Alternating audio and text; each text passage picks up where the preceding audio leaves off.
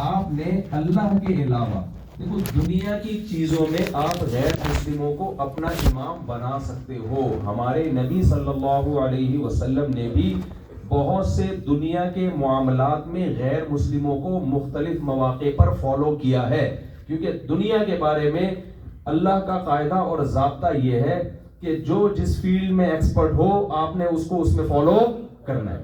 مثال کے طور پر یہ تو کامن سینس کی بات ہے نا. دیکھو نبی صلی اللہ علیہ وسلم نے غزوہ خندق میں ہوا یہ کہ چاروں طرف جو تھے نا عربوں نے گھیر لیا مدینہ کو. غزوہ خندق میں کیا ہوا ہے؟ چاروں طرف سے قبائل آ گئے. عرب نے ایسی جنگ پہلے کبھی بھی نہیں دیکھی تھی. اب رسول اللہ صلی اللہ علیہ وسلم بھی پریشان ہوئے کہ یہ تو ہم نے کبھی اس طرح کی جنگ دیکھی نہیں ہے. بھائی ایک دشمن سے لڑ سکتے ہو، دو سے لڑ سکتے ہو، چاروں طرف سے جب حملہ ہوگا تو ہم کیا کریں گے؟ کیسے دفاع کریں گے اپنا؟ تو آپ صلی اللہ علیہ وسلم نے صحابہ سے مشورہ لیا، کسی کے پاس کوئی معقول بات نہیں کی. آپ نے حضرت سلمان فارسی کو بلایا، بھائی آپ فارس کے ہو، پرشین ہو، آپ بتاؤ. تو انہوں نے بتایا کہ ہماری قوم ایسا کرتی ہے کہ جب چاروں طرف سے دشمن حملہ کرتا ہے تو ہماری قوم میں رواج یہ ہے کہ ہم چاروں طرف خندقیں کھودتے ہیں، گڑھے کھودتے ہیں، تاکہ دشمن کے گھوڑے اور اونٹ اس کو پار نہ کر سکے. تو حضرت سلمان فارسی نے، نبی نے فالو کیا حضرت سلمان فارسی کو. سلمان فارسی نے فالو کیا اپنی ایرانی قوم کو جو آگ پرست تھے. تو نبی نے یہ نہیں فرمایا نہیں نہیں نہیں، وہ چونکہ آگ کی پوجا کرتے ہیں اور میں توحید پرست ہوں تو میں اس سلسلے میں کسی ایسی قوم کو فالو نہیں کر سکتا جو اللہ کے ساتھ شرک کرتی ہو.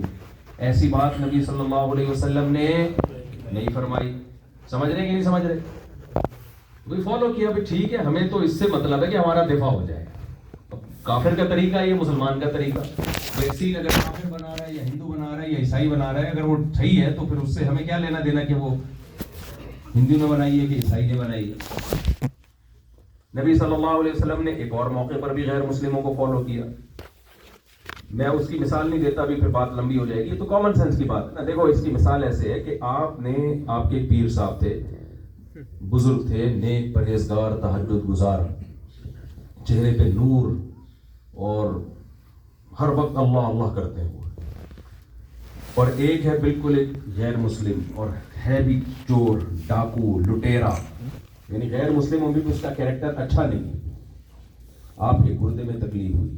اب آپ کے پاس دو ہی آپشن ہے، یا تو یہ بزرگ ہیں جن کو یہی نہیں پتا کہ کڈنی ہے کہاں، جن کو کڈنی کا اور سڈنی کا فرق معلوم ہے. بھئی اللہ اللہ کرتے ہیں، یہ نیک آدمی ہے. ہر نیک کو میڈیکل سائنس کا علم ہونا ضروری نہیں. ان کو یہ نہیں پتا کڈنی ہے کہاں، کڈنی کی اسپیلنگ کیا ہے، یہ نہیں پتا ان کو. اب آپ کے پاس ایک ہی آپشن ہے، بھائی یار یہ غیر مسلم ہے، یہ دوسرا ہے اور یہ دو نمبر بھی ہے، لیکن اپنی فیلڈ میں کیا ہے؟ ایکسپرٹ. تو اس سلسلے میں آپ کس کو فالو کرو گے؟ ایکسپرٹ کو. آپ ہندو کے پاس جاؤ گے، بولو گے میں کڈنی کے سلسلے میں حاضر ہوا ہوں، جیسے وہ گیا تھا نا کہ ہماری شادی ہوئی تھی، میں اس سلسلے میں حاضر ہوں. تو آپ اس ہندو سے کیا بولو گے؟ وہ پوچھے گا آپ پگڑی پہن کے گئے، بڑی داڑھی، آپ کے چہرے پہ بڑا نور، تہجد پڑھ کے سیدھا آپ ہندو کے پاس جاؤ گے. اگر آپ کے درد ہو رہا ہے کڈنی میں تو وہ پوچھے گا نا آپ اتنے نیک آدمی، اتنی بڑی داڑھی، اور ہمیں تو آپ مشرک کہتے ہو اور کافر کہتے ہو اور یوں کہتے ہو، آج میرے پاس کیسے آ گئے ہدایت لینے کے لیے؟ تو آپ جواب میں کیا کہو گے؟ بھائی میں کڈنی کے سلسلے میں حاضر ہوں، کیونکہ اس بارے میں ہدایت مجھے کس سے پاس سے ملے گی؟ آپ کے پاس، کیونکہ آپ گردوں کے ماہر ہیں آپ. تو ہم یہ نہیں کہہ رہے کہ آپ کسی بھی چیز میں گورے کو فالو نہ کریں. یہ کب کہہ رہے ہیں بھائی؟ ہم یہ کہہ رہے ہیں کہ جو چیز جس کے پاس ہے آپ اس کو فالو کریں، جو چیز جس کے پاس نہیں ہے اس میں آپ اس کو فالو نہ کریں. سیدھا راستہ. سیدھے راستے سے یہاں کیا مراد ہے؟ ہر منزل کے لیے راستے الگ الگ ہوتے ہیں. آپ نے ڈاکٹر بننا ہے، اس کے لیے سیدھے راستے کی ڈیفینیشن الگ ہے. تبھی آپ مشورے لیتے ہیں، بھائی میں نے ڈاکٹر بننا ہے، میں میڈیکل کالج میں کہاں پڑھوں؟ کراچی میں پڑھوں. رشیا میں بھی لوگ جا رہے ہوتے ہیں، وہاں ذرا پڑھائی سستی ہو جاتی ہے. چائنا میں جا رہے ہوتے ہیں، امریکہ آ رہے ہوتے ہیں، UK جا رہے ہوتے ہیں.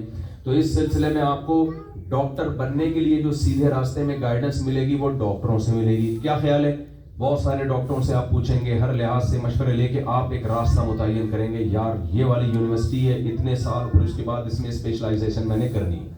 ایسا ہی ہے کہ نہیں ہے؟ بور تو نہیں ہو رہے آپ لوگ میرا خیال ہے؟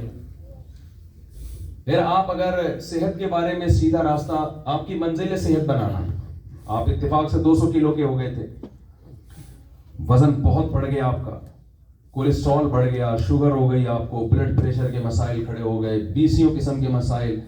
اب آپ، میں یہ کہہ رہا ہوں سیدھے راستہ منزل کے لحاظ سے متعین کیا جاتا ہے کہ آپ کی منزل کیا ہے، کیا اس منزل کے حساب سے سیدھے راستے کا تعین ہوتا ہے. تو آپ کی منزل ہے صحت، تو اس کے بارے میں آپ کو سیدھا راستہ کون بتائے گا؟ میکینک بتائیں گے؟ تو بول لینا. سیاستدان بتائیں گے؟ ڈاکٹر بتائیں گے آپ کو، یا کوئی ماہر حکیم ہوگا وہ بتائے گا آپ کو. بھائی اس سلسلے میں سیدھا راستہ کیا ہے؟ وہ یہ ہے کہ یہ ڈائٹ پلان ہے، یہ ایکسرسائز کا پلان ہے، وغیرہ وغیرہ. تو قرآن جس سیدھے راستے کی بات کرتا ہے نا، وہ پتہ ہے کون سا سیدھا راستہ ہے؟ وہ سیدھا راستہ ہے جس کے لیے اللہ نے ہمیں دنیا میں بھیجا ہے.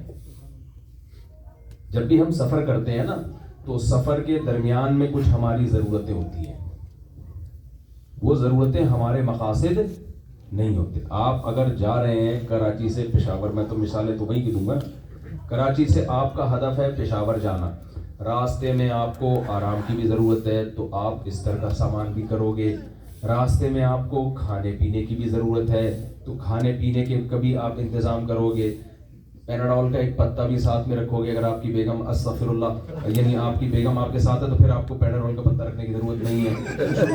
صحیح نکلتی ہے، ٹھیک ہے نا. تو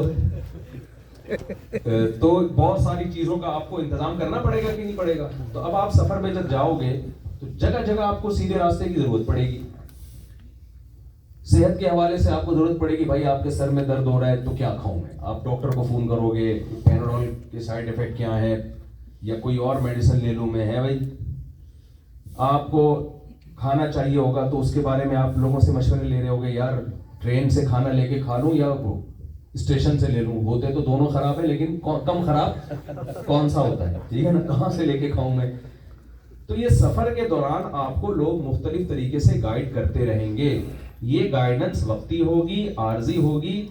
یہ سفر سے جو آپ کا مقصد ہے اس میں معاون اور مددگار، یعنی اس کی منزل کے تعین میں یہ اس کا کوئی عمل دخل نہیں ہوگا. سمجھ میں آ رہی ہے بات کہ نہیں آ رہی؟